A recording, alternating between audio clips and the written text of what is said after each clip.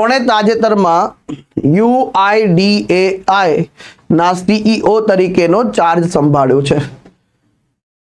આધાર અને આધારના જે છે CEO તરીકે કોણે ચાર્જ સંભાળ્યો છે, પદભાર સંભાળ્યો છે?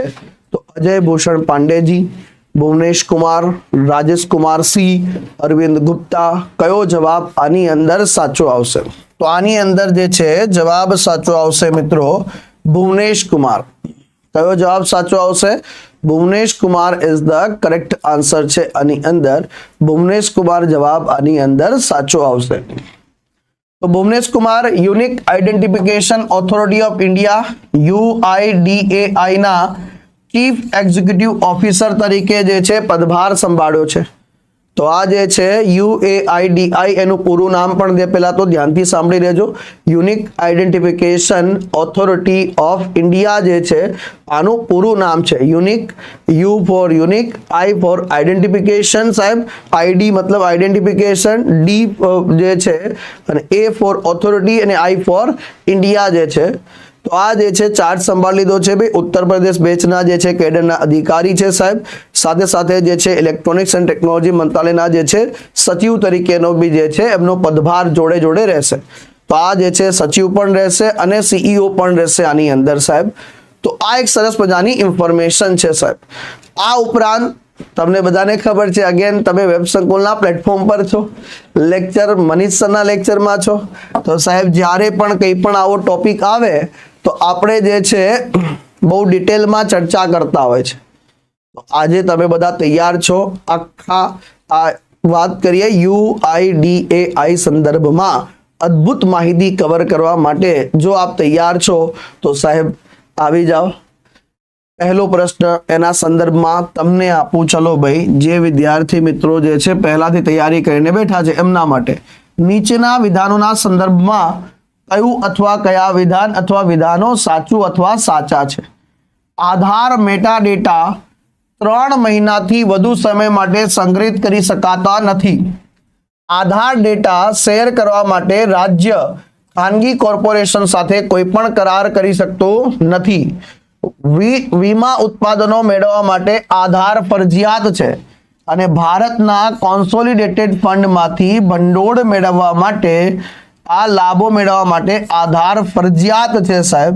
કયો જવાબ જે છે ઓલ સાચો છે આની અંદર? 1 અને 4, 2 અને 4, 3, 1, 2, 3. તો જો આની અંદર જે છે સાહેબ જવાબ 2 અને 4 આવશે. પણ સાહેબ કહેવાનો મતલબ શું છે ધ્યાનથી સાંભળજો.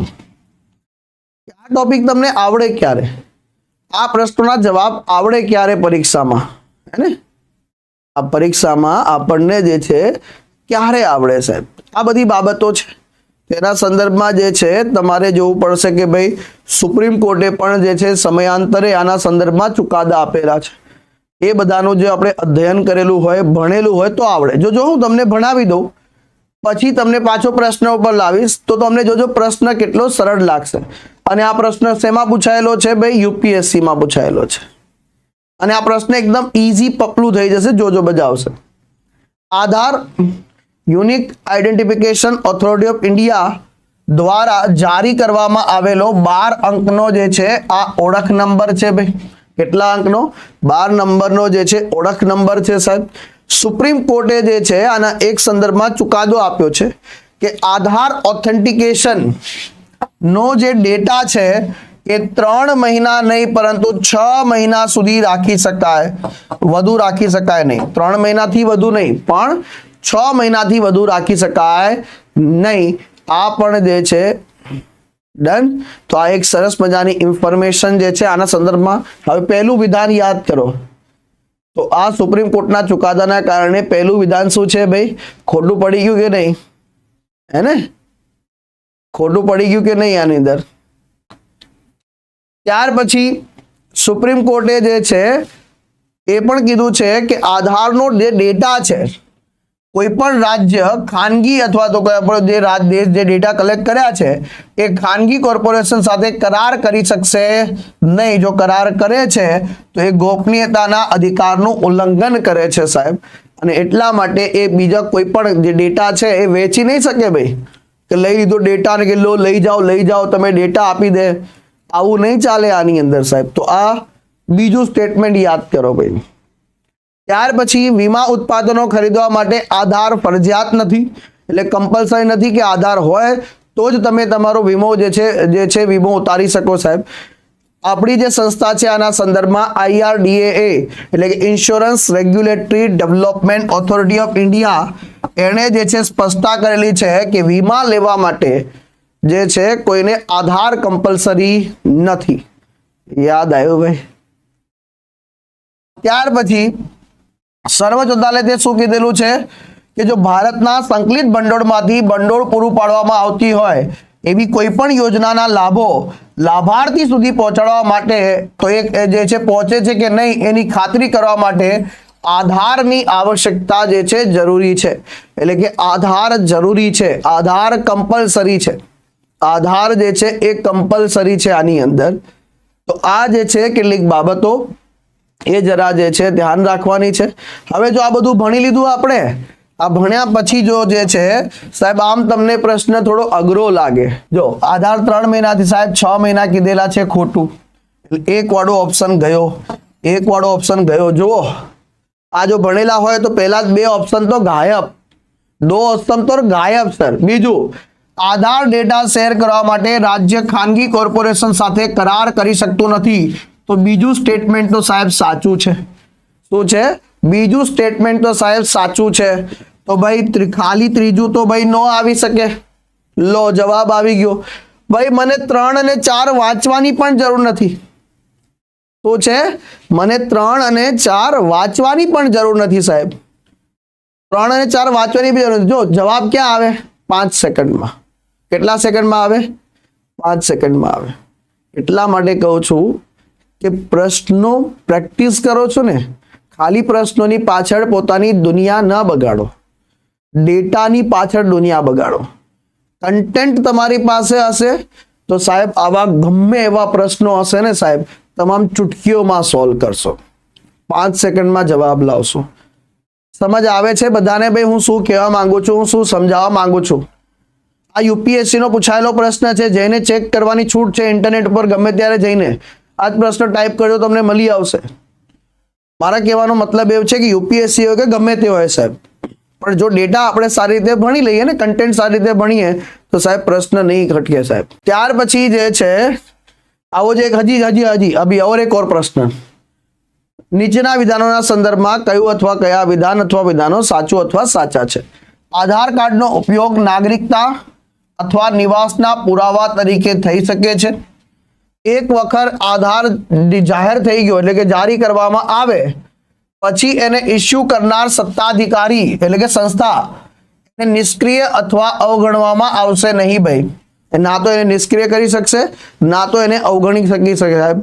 તો શું આવશે આની અંદર? 1, 2 બંને કે એક પણ નહીં? તો આની અંદર આવશે એક પણ નહીં. હવે જો ધ્યાનથી સાંભળજો, આધાર અધિનિયમ 2016 એની કલમ 9 શું કહે છે કે આધાર નંબર અથવા એનું પ્રમાણીકરણ આધાર નંબર ધારકના સંબંધમાં નાગરિકતા અથવા નિવાસનો કોઈ અધિકાર અથવા તેનો પુરાવો આપતો નથી.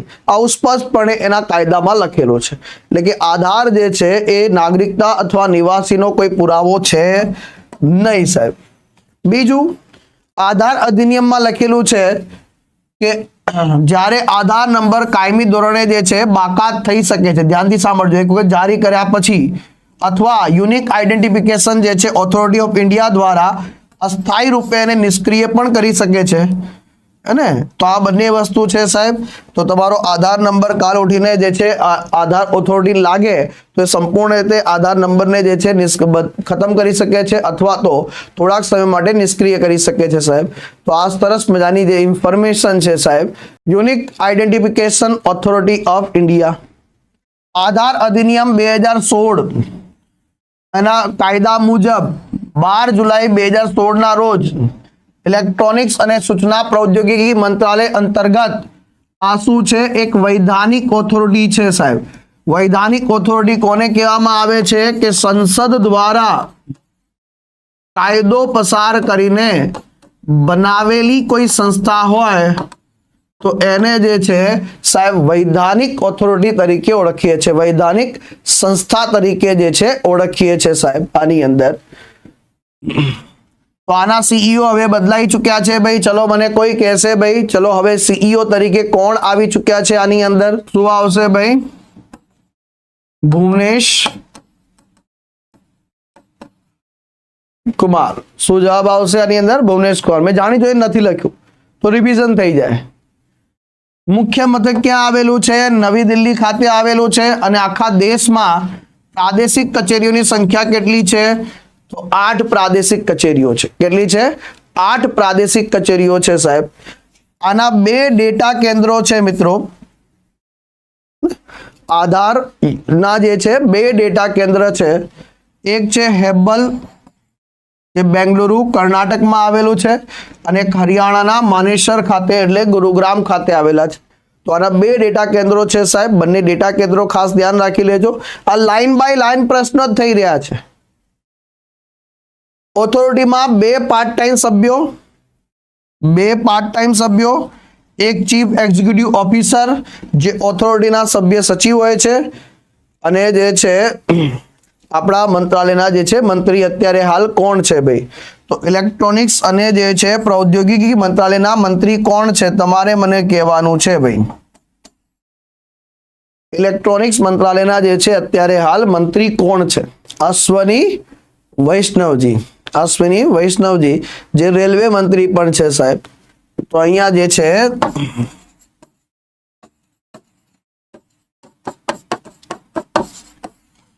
આ એના જે છે મંત્રી છે સાહેબ. Unique identification authority of India જે છે એક વૈધાનિક સંસ્થા છે જેની સ્થાપના જે છે આધાર નાણાકીય તથા અન્ય સબસિડી લાભો અને સેવાની લક્ષ્યાંક ડિલિવરી ધારો 2016, જેને આપણે ટૂંકમાં, આનું પૂરું નામ છે આધાર અધિનિયમનું, આનું ટૂંકું નામ છે આધાર ધારા 2016 હેઠળ 12 જુલાઈ 2016 ના રોજ જે છે કરવામાં આવેલી છે. તો આ વૈધાનિક સંસ્થા તરીકે સ્થાપના કરાઈ એ પહેલા આધાર યુઆઈડીઆઈ જે છે એ 28 જાન્યુઆરી 2009 ના રોજ તત્કાલીન આયોજન પંચ અને હાલનું નીતિ આયોગ દ્વારા ગેજેટમાં જાહેરનામામાં જે છે એક સંલગ્ન કચેરી તરીકે કાર્યરત કરવામાં આવી હતી. સપ્ટેમ્બર 2015 ની વાત કરીશું. સરકારે જે છે યુઆઈડીઆઈ ને તાત્કાલિક સંદેશા વ્યવહાર અને ઇન્ફોર્મેશન ટેકનોલોજી મંત્રાલયના જે છે ડિપાર્ટમેન્ટ ઓફ ઇલેક્ટ્રોનિક્સ અને ઇન્ફોર્મેશન ટેકનોલોજી મંત્રાલય સાથે જોડી દેવામાં આવે છે. અને ખાસ કરીને ભાઈ પછી એની રચના તમામ ભારતીય નાગરિકોને આધાર નામના યુનિક આઈડેન્ટિફિકેશન નંબર જારી કરવાના હેતુસર કરાઈ હતી સાહેબ. જે બેવડી અને બનાવટી ઓળખને જે છે નાબૂદ કરવાનો ઉદ્દેશ્ય હતો સાહેબ. એક સરળ, ઓછી ખર્ચાળ અને જે છે અદ્ભુત બનાવવામાં આવે છે. પરીક્ષામાં પ્રશ્ન પૂછાઈ ચૂકેલો છે કે પ્રથમ આધાર યુઆઈડીએઆઈ નંબર કોને? તો મહારાષ્ટ્ર રાજ્યમાં જારી કરવામાં આવ્યો હતો, નંદુબારના નિવાસીને. અને તારીખ ખાસ ધ્યાન રાખી લેજો, 29 સપ્ટેમ્બર 2010. આ તારીખ પણ પરીક્ષામાં પૂછાઈ ચૂકી છે કે પહેલો આધાર, આટલા બધા આધાર કાર્ડ છે સાહેબ, તો પહેલો આધાર જે છે એ ક્યારે જારી કરવામાં આવ્યો હતો સાહેબ? તો 29 સપ્ટેમ્બર 2010. ક્યારે ભાઈ? 2010 માં જારી કરવામાં આવ્યો હતો સાહેબ. આ ઉપરાંત આધાર ટોલ ફ્રી નંબર જે છે એ કયો છે ભાઈ? આધાર માટે ટોલ ફ્રી નંબર કયો છે? તો 1947 છે. સાથે સાથે આધારની ટેગલાઇન શું છે? મેરા આધાર મેરી પહેચાન. આધારની ટેગલાઇન શું છે? મેરા આધાર મેરી પહેચાન જે છે આ ટેગલાઇન છે મિત્રો. મેરા આધાર મેરી પહેચાન જે છે ટેગલાઇન છે આની અંદર. આ ખાસ ધ્યાન રાખી લેજો આની અંદર. સમજ આવે છે? તો આ બધી ઇન્ફોર્મેશન તમારી પરીક્ષા માટે કામની છે, તમારી પરીક્ષાની અંદર જે છે બહુ જરૂરી છે. આધાર જે છે નોંધણીને પ્રમાણભૂતતા જવાબદાર છે સાહેબ આની અંદર, ને જે છે આની અંદર બહુ સરસ મજાની ઇન્ફોર્મેશન. આ ઉપરાંત ધ્યાન રાખી લેજો રિજિયોનલ ઓફિસ જે છે એના હેડક્વાર્ટર ક્યાં છે, કઈ કઈ જગ્યા અંતર્ગત? તો રિજિયોનલ ઓફિસ બેંગલુરુ, ચંદીગઢ, દિલ્હી, ગુવાહાટી, હૈદરાબાદ, લખનઉ, મુંબઈ અને રાંચી. તો ધ્યાનથી સાંભળજો. રિજિયોનલ ઓફિસમાં શું ગુજરાતમાં કોઈ રિજિયોનલ ઓફિસ આવેલી છે? તો તમે કહેશો ના સાહેબ, જે છે આની અંદર નથી સાહેબ. તો જે છે અલગ અલગ જે છે ગુજરાત કયા રિજિયોનલ ઓફિસ અંતર્ગત આવે છે? તો મુંબઈ જે છે રિજિયોનલ ઓફિસ અંતર્ગત આવે છે. આ કેટલીક બાબતો છે એ જરા ખાસ ધ્યાન રાખી લેજો ભાઈ.